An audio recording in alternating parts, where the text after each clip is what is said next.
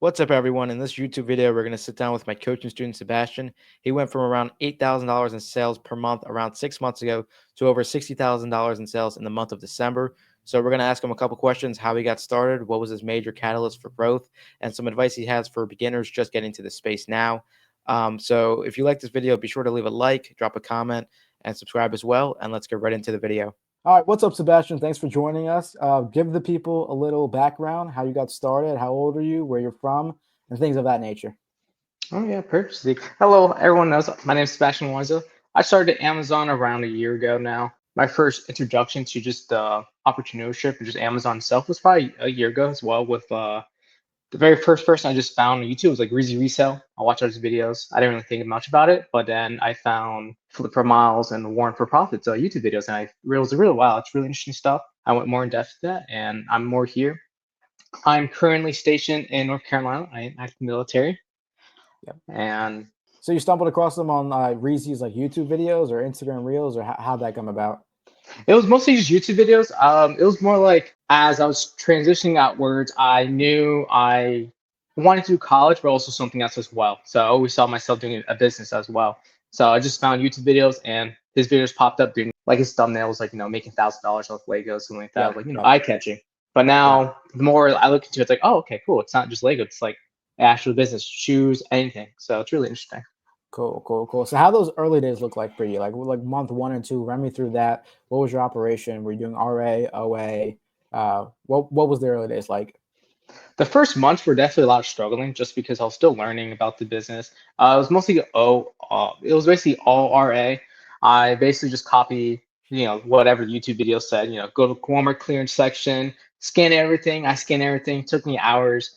I may have, maybe basically found nothing, but I still tried every day, whenever I could, basically after work. And eventually those first like months, 1, 2, 3, really a really strong struggle until I found my first breakaway, which was some I couldn't remember. It was like basically some toothpaste, and that basically enticed me to do more. Since I was like, oh wow, if I could buy 50 of these, that's like $20. That's like mind blowing to me. Yeah, 100%. And then the retail arbitrage is cool too because it gives you the proof of concept. You can feel like the item in your hand. You can resell it. You can FBM it same day if you really wanted to. I know I made like my first like big chunk of cash just doing retail arbitrage and FBM just to get those like payment cycles, stacking that cash, making the profit, reinvest, and that's what helped me like grow really, really, really fast. All right, so you started off with retail arbitrage. At what point did you go to online arbitrage, or are you still doing any retail arbitrage? How's the operation look like today?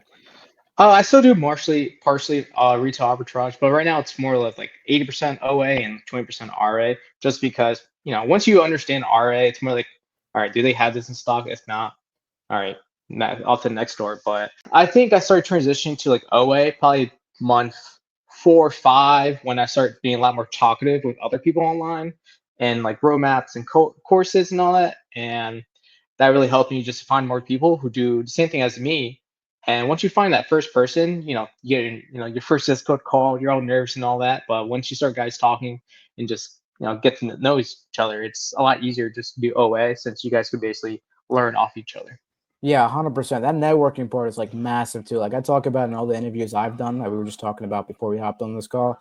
Um, Dude, they're like massive. They're massive because if there's a couple site-wide sales during Black Friday or Cyber Monday or any of these big holidays, these sites will be running sales. And instead of hitting like the 15 sales by yourself, you can hit it with a couple buddies. And I know that's what I did before I had like my massive August like a year and a half ago at this point, and then a big December last year as well. It just came from networking and just working with the guys. Because if you find 5 leads and they find 5 leads and you only have one buddy, that's fine because now you have 10 profitable leads and you can both just spend it because the buy box can either rotate between you and some randoms or you and your buddies. So like that's awesome that you're networking and everything like that. And then recently, last month, December, you had a massive, massive, massive month. So tell the people what you did, how much Yes. profit, and then what was the biggest catalyst for that.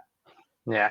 With Q4 December time, this is my first Q4, so it was a lot of like what ifs, that a lot of questions, all that. Since this year was really just a learning experience, Yep. and in December alone, I did 62K in sales, which is insane. And Yep. for the month alone, profit was basically like 10K. It was like 10.5K in profit, and I was like, mind blowing because that's like 3 4 months of like salary right there. And I did that in a month, so it was really 100%. interesting. Yeah, and that wasn't your first 10K profit month either, right? No, it wasn't. My first 10K profit month was actually the month before in November. And after that, my big profit was back to school. It was like 5K profit. So I was Yep. like, oh wow, I'm almost there. I'm at that 10K profit mark, like that milestone everyone's pushed for it, and I hit that. So I'm really excited. I'm very proud of Yeah, myself doing that. 100%. You have like the ultimate proof of concept now with not just one, but two 10K profit months under your belt. A lot of people dream of doing that. A lot of people are working towards that now that probably are watching this video. What advice can you give to them for the people who do want to hit their first 10K profit month? Yeah. I think the biggest thing that helped me a lot is networking, but let me go a little more in depth than that. Is not just networking itself, just talking to new people, but like be like, hey, was this your first Q4? Was this your second Q4? Like, what worked well for you?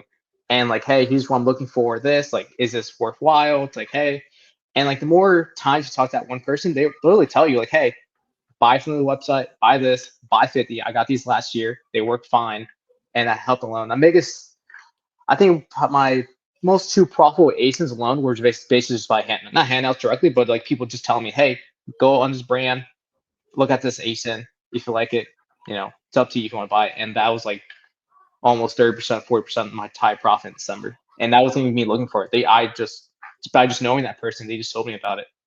Yeah, 100%. It always goes back to that networking. Who do you know? What do they know? What can you share with them? And then you guys all just make the money together, right? Cool. So you had a pretty big year. This was like your first full calendar year of doing Amazon, right? Yes, Cool. it was. So we're in the beginning. We're in January. Beginning of this year. We're in January now. What's your goals for this year? What do you want to accomplish? And things of that nature. For the goal for 2025, since with all the knowledge I learned about last year, I definitely know all those growing pains were basically done. I know what I need to do. Yep. And just do at a bigger scale. So probably goal for 2025 is be consistent at 10K profit month. And probably for a year wide, like sales, I'll be looking to like 500 to a million, which is, I think it's insane, but with the people I talk to, it's like, hey, it's doable. It's very doable. If you It's only crazy until you do it. Like my first 100K month, I set that goal 9 months earlier, and I was like, I have no idea how I'm going to get there, but I'm going to get there. And sure enough, the last day of August, August 31st, that's when I hit the 100K officially. So yeah, you set those big goals and then you do everything in your power to work towards those. And even if you land short, you're still going to make a ton of money, right? Exactly. That's the best part.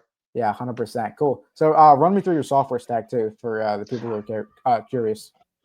The software, surprisingly, it's very low maintenance and just like it's probably like 6 things. It's basically obviously the main two that you just absolutely have to have. You just absolutely have to have just even start Amazon.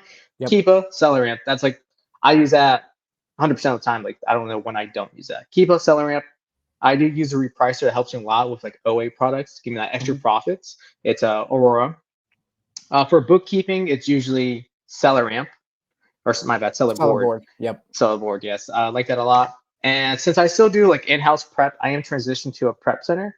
But for in-house prep, to make it a lot easier, is Inventory Labs. That was probably the 5th one. I was really hesitant at first, but it was once I understand, I was like, oh, I should have just got this at the start. How much easier it was.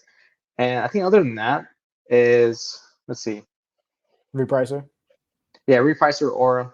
Yep. And other than that, yeah, so super lean. It's probably like what, $200-$300 a month maximum to run like 10K profit. Like you can keep it super lean, and it's better to keep it super lean, especially when you're lower scale at like the 5 to 10K a month profit range, because you can keep it super lean.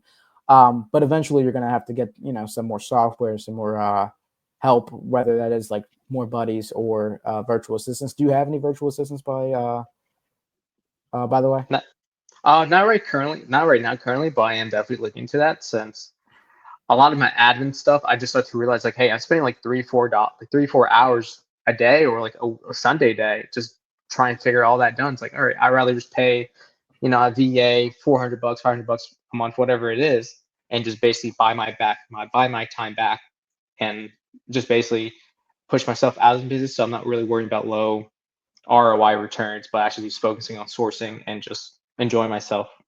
Yeah, 100%. I got my first admin VA probably a little bit too early, but as I told you, I was splitting it with a couple buddies, so like it was like pretty inexpensive. It was like $100 to $150 a month, And I got to like buy back all my time of not doing any of this admin work that I didn't want to do anyway, right? So like when you are making that type of money, you can spend like 100, 150, 200 bucks, whatever it is, to get back your time. And the biggest cheat code there, I think, is splitting it with a buddy, just because there's no way. I don't even think in my personal Amazon business I have 8 hours worth of admin tasks. There's no way. So if you can split it with your buddy, the VA is going to keep busy and you're going to be able to save a ton of money too. So that's a big tip for anybody watching as well.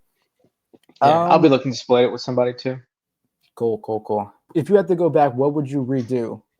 If you could. Like from the very beginning, I think I would always recommend it. I know some people are really like anti-course or anti-paid mentorship, but Yeah. if like in my mindset, I was like, hey, if I see this as a real business, if like I like this December alone wasn't life-changing money, but definitely changed my life course to a basically a great life, a lot of prosperity, a lot of freedom.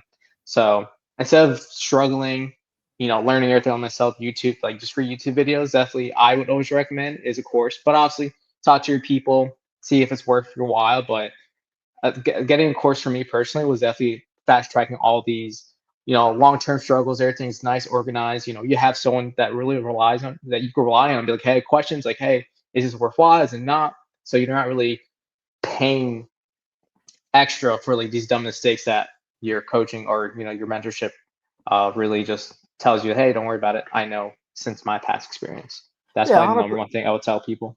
I agree too. Like I have a mentorship and you joined it obviously, right? But I still pay for mentorship like all the time. I just see it as you're paying someone that's an expert in their field to get all their advice, all their like information, and just fast track your success. So if you do have like extra money, it doesn't even have to be mine. It could be anybody's, right? And then in a different industry too. Like I think it's super, super worth it if you have the money because it's just going to fast track your success, right? So what revenue were you doing when you first joined? Revenue when I first joining, I think when I first started, it was like 3K a month, 5K a month, 7K a month. Then when closer to be like back to school time, it was around 10K a month. Like everything, like on my Instagram page, it's like you'll see everything you see it very start, like not even a year ago. It's like, oh wow, this guy, he's not lying. Yeah. When you joined me, I meant, so you were doing what, like 8K a month, right? Yeah, I was doing 8K months definitely. I was just, I was kind of learning by myself. But once I joined the membership, just literally doing what you tell me to do, like just your practice, keep practicing all that. I definitely bumped up to like 10K, 50K, or 15K, and consider for me personally, like what I think is the bad one, just doing the bare minimum is 10K to 15K. I am already at 20K months, and that's just awesome. every time you level up, your floor just gets way, way, way higher. I remember when I hit that first 100K month revenue, I was like, I never want to go below this ever again, right? And then it gets to 200, you don't want to go below that, and it just keeps going up and up and up and up. But yeah, that's massive. So like from what, 8K a month to 60K last month? Yeah, 60. Sick. That's awesome, bro. All right, cool. Well, I appreciate you hopping on, brother. Tell the people where they can find you. What's your handles? What social media platform are you on? I usually use Discord and Instagram. Instagram, it's literally my name, first name, last name, Sebastian Loaiza, FBA. You'll see me. So I'm not really happy. So yeah, if you guys want to ask me questions, I don't mind. I'm literally a regular person. I'm not. I'm literally a normal person. Yeah. And I know Sebastian. He's a great guy. He wouldn't mind chatting it up with you guys, hopping on Zooms too. But yeah, I appreciate you hopping on, man. And I'll talk to you guys soon.